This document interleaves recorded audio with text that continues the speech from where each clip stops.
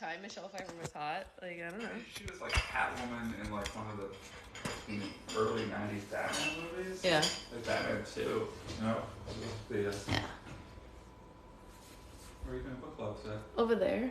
Oh, okay. I was wondering why you were setting up like that. Because I'm gonna test if everyone can squat. Oh.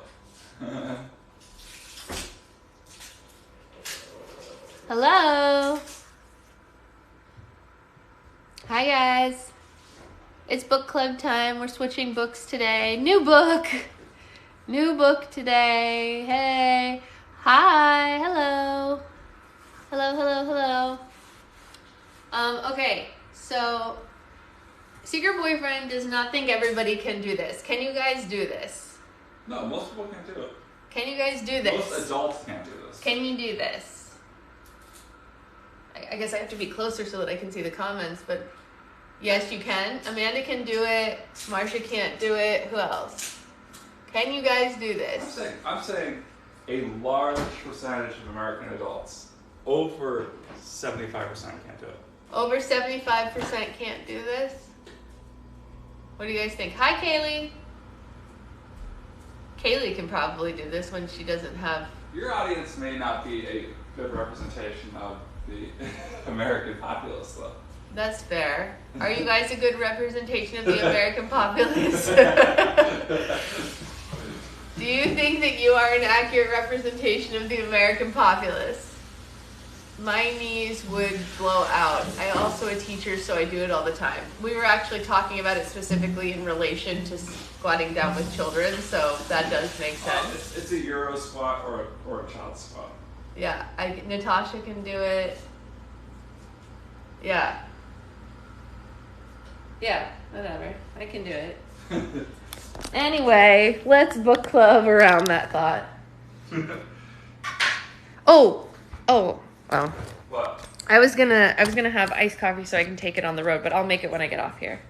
Oh, I'll make your coffee. What? I'll make your iced coffee. Oh, thanks, bud. You want me to froth it? No, you don't have to froth it when it's iced. Yeah. I'll just make it now. Thank you, babe. Hey, Becca. Becca, did you? Do you know if we have enough of that left? I'm sure. You're sure? Don't you think?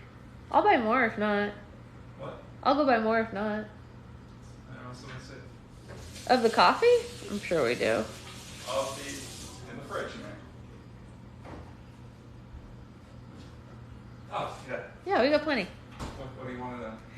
My cup. But I'll make it after this. Don't worry, babe. What are you talking about? I have my cup right here.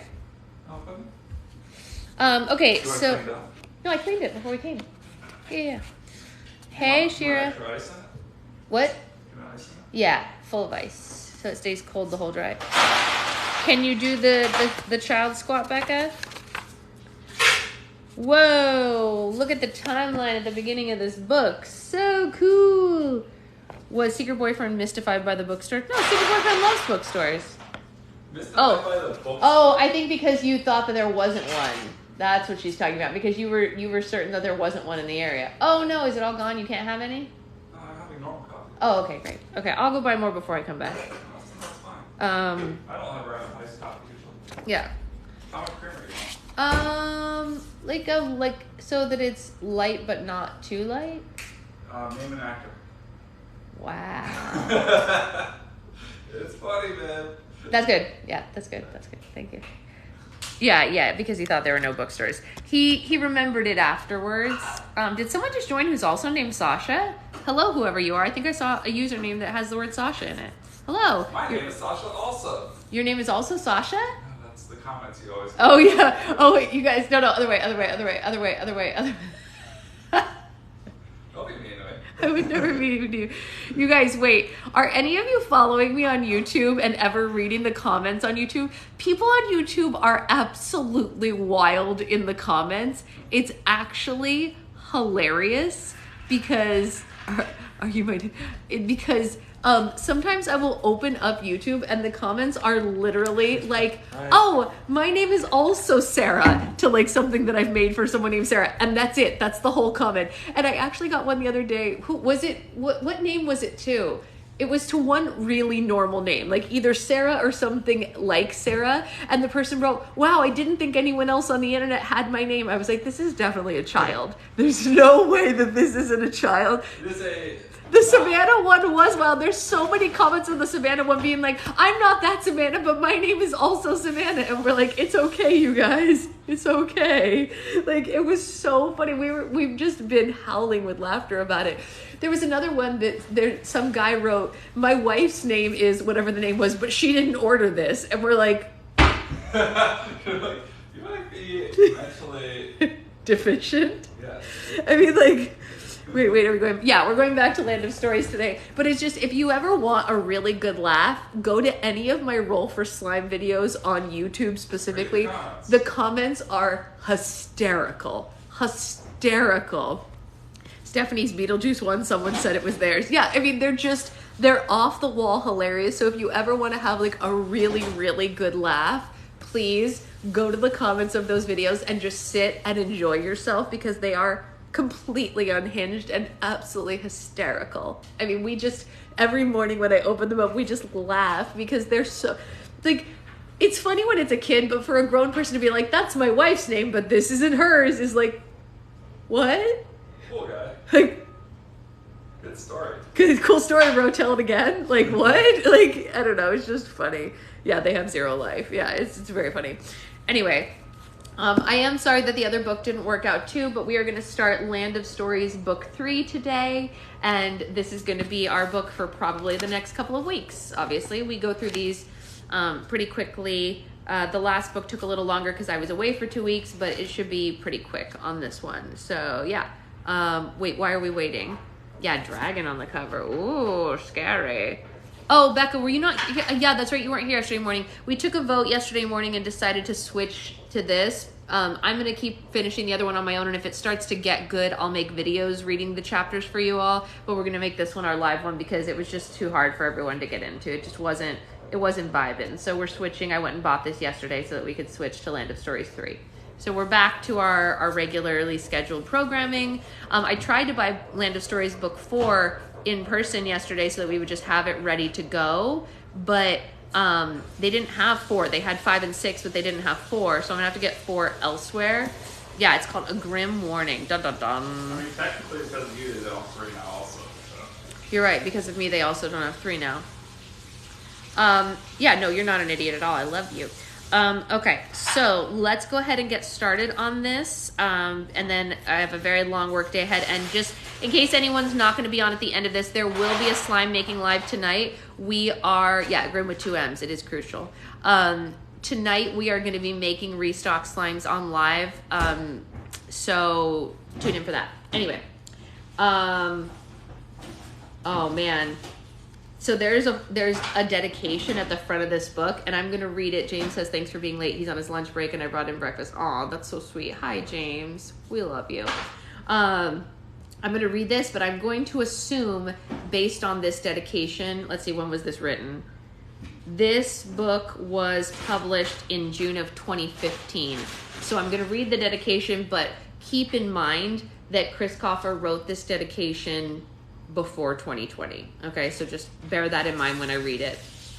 To J.K. Rowling, C.S. Lewis, Roald Dahl, Eva Ibbotson, L. Frank Baum, James M. Barrie, Lewis Carroll, and all the other extraordinary authors who taught me and the world to believe in magic. When I think of all the time I spent inspecting wardrobes, spotting second stars to the right, and waiting for my Hogwarts acceptance letter, it's no wonder I didn't get good grades. Also, to all the teachers and librarians who have expressed their support for the series and incorporated it into their classrooms, it means more than words can describe. I need to clean while you read. I have to get up off the couch. Do it. Get off the couch. Do it. And then there's a quote at the beginning of the book that says, "You have enemies? Good. That means you stood up for something in your lifetime."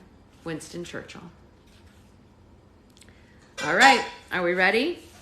It's time to jump right into book 3. Alcoholic warmonger. Yes. Sorry. Yes. I do too, Shelley. And he probably didn't know that at the time. You know what I mean? You have to remember this was 2015. Olivia, honey, are you okay? Why are you tagging everybody, sweetheart? Let's not spam in the comments, honey. This is book club. Let's just chill, okay? No need. All right, have a great day. Chill out, sweetheart. No need to fight in the comments. It's okay.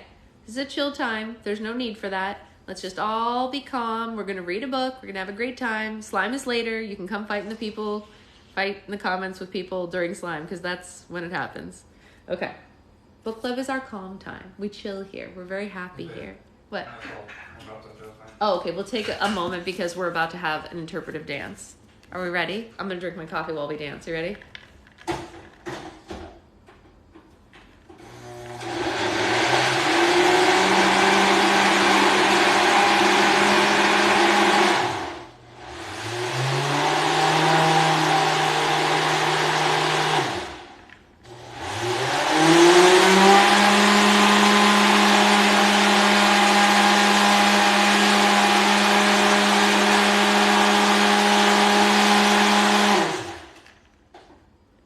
No, you're fine, Anya. No one, there's no reason for you to be sorry. All right, so let's jump right in with the prologue. And if anyone is on here who hasn't been on here since I made the Patreon, there is a book club specific level of the Patreon. If you don't want the slime stuff and you just want book club stuff and book stuff, that is there. And that is where I will be reading my book. So if you haven't done that yet and you want to, that's a thing that's over there. Anyway, let's read the prologue. Ooh, guests of the Grand Army. 1811, Black Forest, Confederation of the Rhine. It was no mystery why this part of the countryside had been christened the Black Forest. The abnormally dark leaves and the tree bark were nearly impossible to see in the night. Even through a bright moon peeking out of the clouds like a shy child, no one could be certain what was lurking in the thick woods. A child lingered in the air like a veil spread across the tree. A chill, not a child. A child lingered in the air? Good job, Sasha. But what if we want the book and slime? There's a level for book and slime. Yeah, that's there too. Don't worry. A chill lingered in the air like a veil spread across the trees. It was remote and a mature forest. Roots sank deep into the ground as branches reached high into the sky. Had it not been for a modest path winding through the terrain, the forest would have seemed completely untouched and unseen by human eyes. A dark carriage, pulled by 4 strong horses, shot through the forest like a cannonball. A pair of swinging lanterns illuminated the path ahead and made the carriage resemble an enormous creature with glowing eyes. 2 French soldiers, thank you so much. 2 French soldiers of Napoleon's Grand Army rode beside the carriage. Black cloaks covered the soldiers' colorful uniforms so that they could travel in secrecy. The world was never to know what their agenda was tonight. Soon the carriage arrived at the edge of the Rhine River and dangerously close to the border of ever-growing French Empire. A large camp was being set up with dozens of pointed beige tents pitched every moment by hundreds of French soldiers. The 2 soldiers following the carriage dismounted their horses and opened the carriage doors. They yanked the 2 men out from inside. The men's hands were tied behind their backs and they had black sacks over their heads. They grunted and yelled muffled messages. Both men had been gagged as well. The soldiers pushed the men to the center of the camp and into the largest tent. Even with their faces covered, the bound men could tell that it was very bright inside the tent, and they felt a soft rug beneath their feet. The soldiers forced the men into 2 wooden chairs further inside. Je t'aime, les frères, they heard one of the soldiers say behind them. Merci, capitaine, the other voice said in front of them. Le général serait bien à toi, là. The sacks were pulled off the men's faces, and the cloths around their mouths were removed.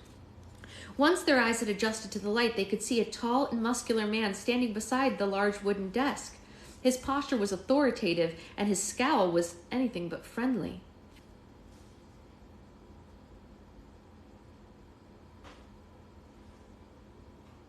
We just started this book a couple of pages ago. We're about 3 pages in. It's brand new. This is The Land of Stories.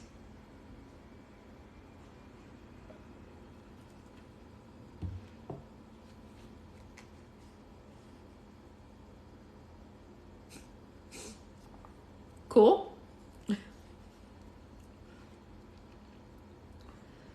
His posture was authoritative and his scowl was anything but friendly. Oh my gosh, get ready for this, y'all. Get ready. Hello, Brothers Grimm, the tall man said with a thick accent.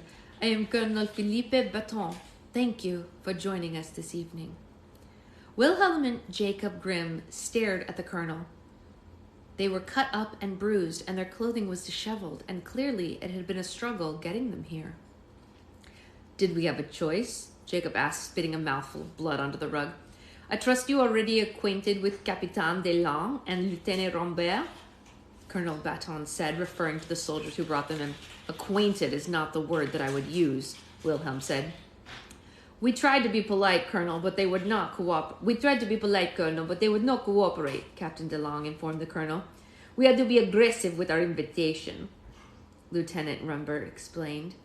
The brothers looked around the tent. It was impeccably decorated for having been so recently assembled. A grandfather clock clicked away in the night in the far corner.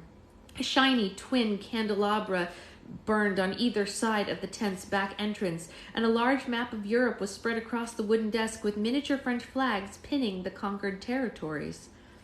What do you want with us? Jacob demanded, struggling against the ropes, tying his hands. Surely if you want us dead, you would have killed us by now, Wilhelm said, struggling against his own restraints. Their discourteousness made the colonel scowl even harder. General Marquis has requested your presence tonight not to harm you, but to ask for your assistance, Colonel Baton said. But if I were you, I would change my tone, so he does not change his mind. The brothers Grimm looked at each other nervously. General Jacques de Marquis was one of the most feared generals in the French Empire's Grand Army. Just hearing his name sent shivers down their spines. But what on earth did he want with them? An undeniable musk suddenly filled the tent. The brothers Grimm could tell that the soldiers smelled it too, and they grew tense from it, although no one mentioned it. Tisk, tisk, tisk, Colonel, a wispy voice said from outside the tent. That is no way to treat our guests. Whoever it was had been obviously listening the entire time. General Marquis stepped into the tent from between the candelabras, causing the flames to flicker from sudden bursts of air. The tent immediately filled with the strong, musty smell of his cologne. General Jacques de Marquis? Jacob asked. For a man with such intimidating reputation, his physicality was a bit disappointing. He was a short man with large gray eyes and big hands. He wore a large, round hat that was broader than his shoulders, and several badges of honor were displayed on his tiny uniform. He removed his hat and placed it on top of the desk, revealing a perfectly bald head. He took a casual seat in the cushioned chair behind the desk, neatly folding his hands over his stomach. Capitaine Delange, Lieutenant Rambert, please untie our visitors, General Marquis instructed. Just because we are living in hostile times does not mean that we have to be inhospitable. The captain and the lieutenant did as they were instructed. A pleasant smile appeared on the general's face, but it didn't fool the brothers Grimm. His eyes were empty of compassion. Why have you forced us to come here tonight? Wilhelm said. We pose no threat to you or the French Empire.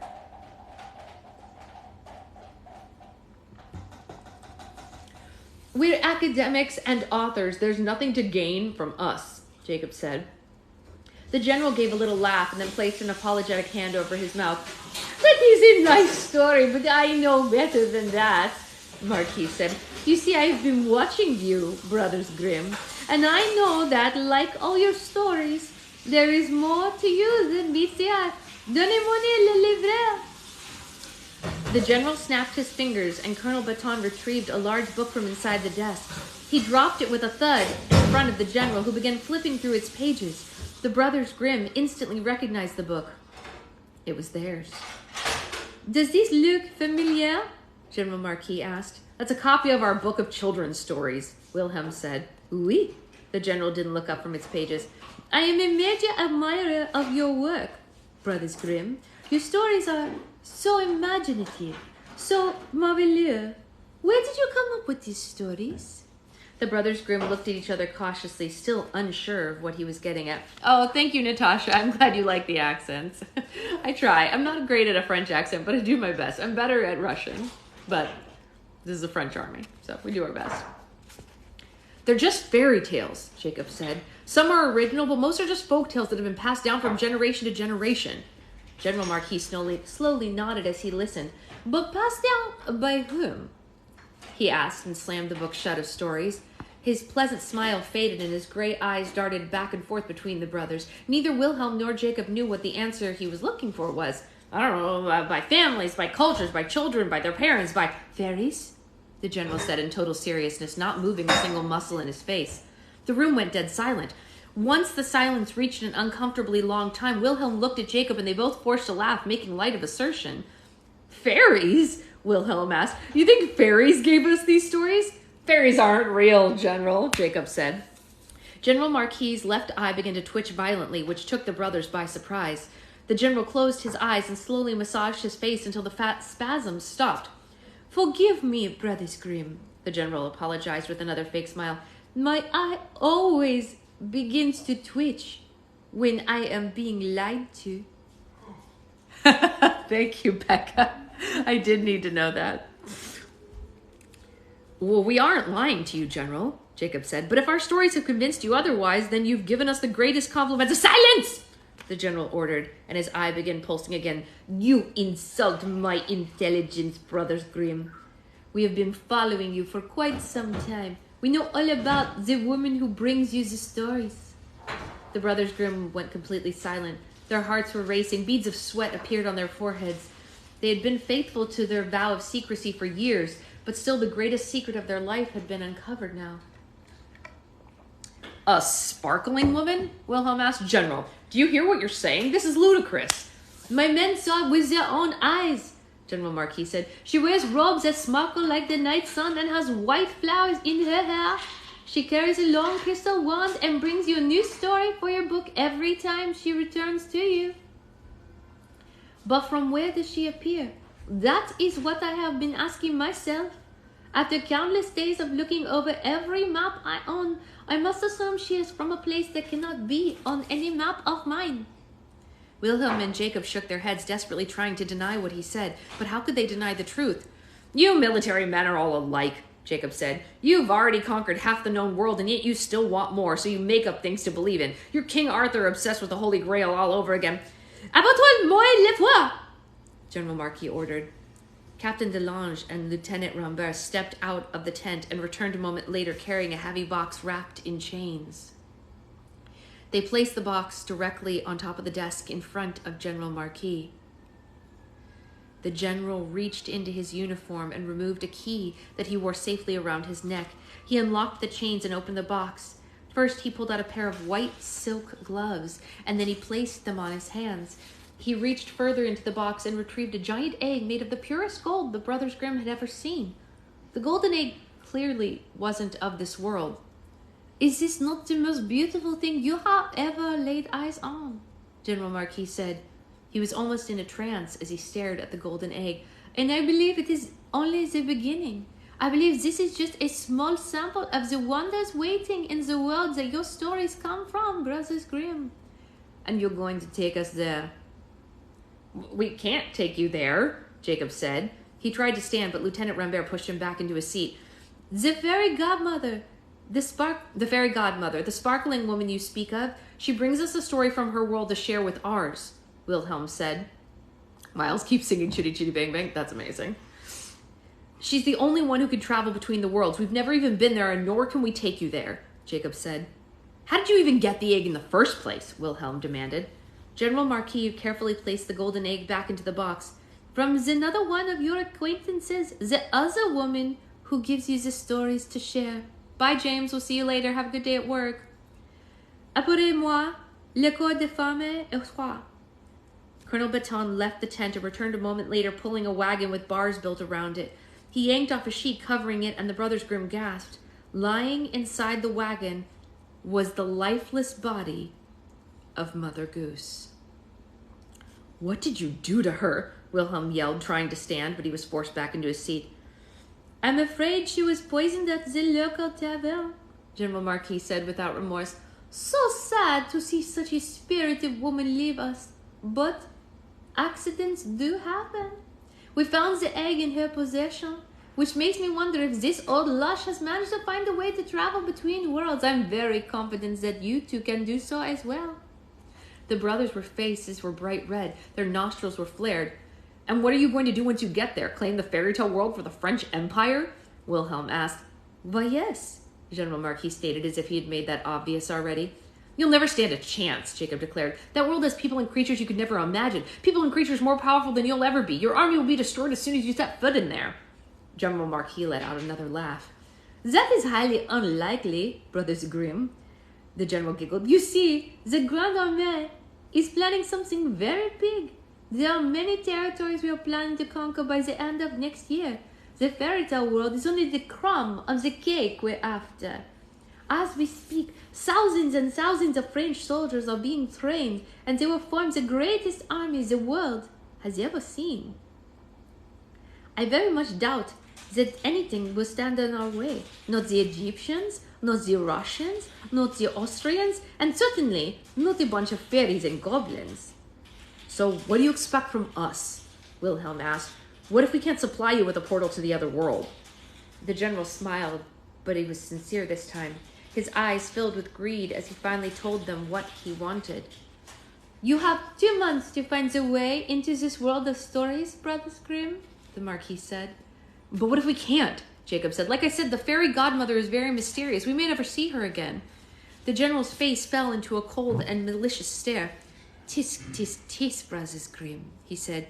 You won't fail, because the future of your friends and family depends on you. I know that you will not let them down. A quiet snort filled the tense room, but it didn't come from either of the Brothers Grimm. Jacob looked towards the caged wagon and saw Mother Goose smack her lips.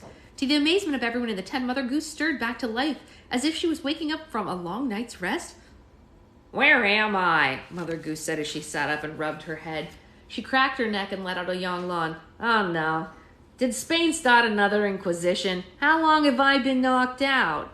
The general slowly got to his feet and his eyes grew in bewilderment. But how is this possible? She was poisoned, he said to himself.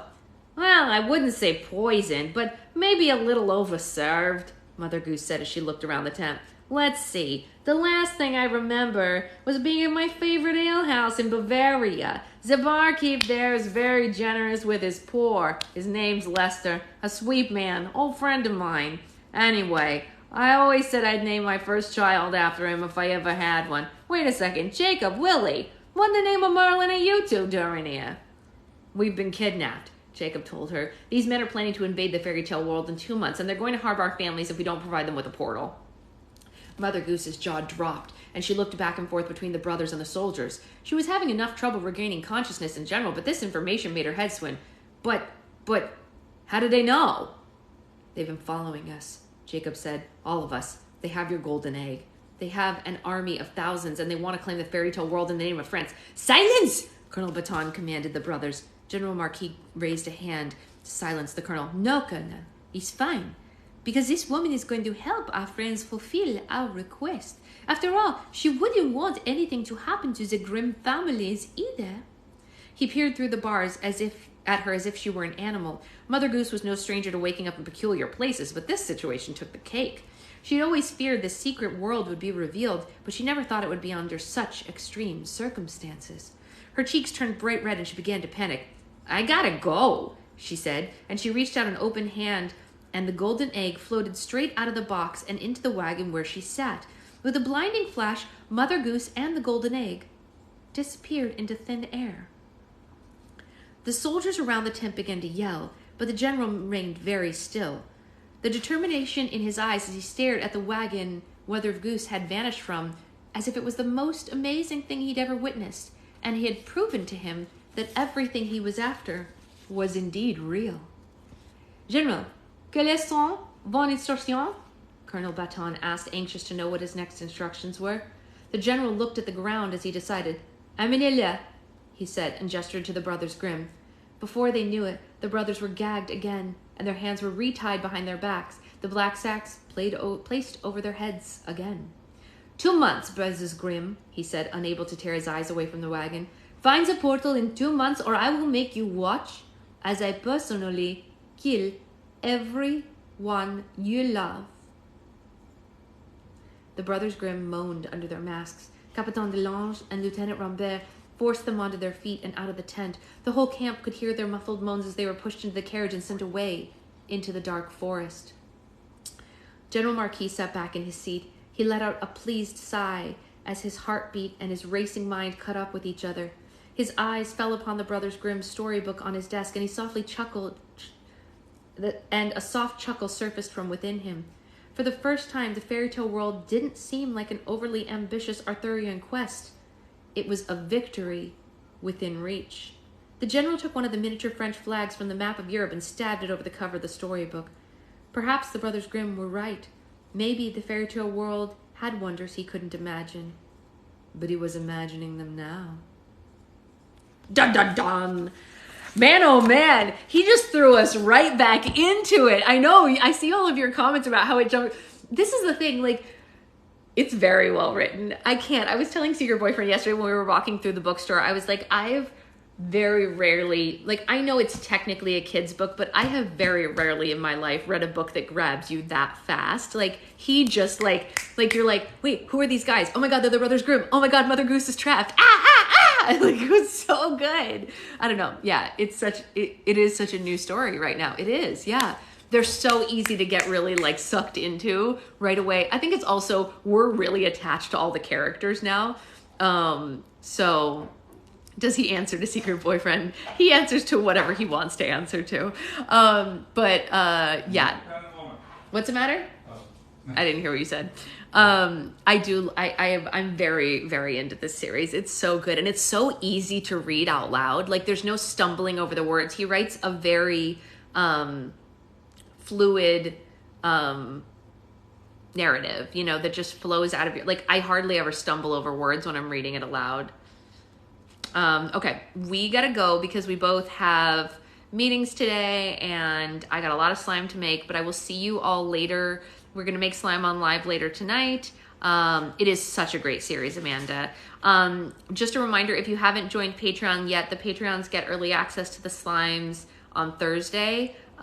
So everyone who orders on Thursday, slimes will be mailed out on Friday, as opposed to people whose orders going on Friday, they'll be mailed out on Monday. So that is the difference going on there. Have a great day. I'll see you all later.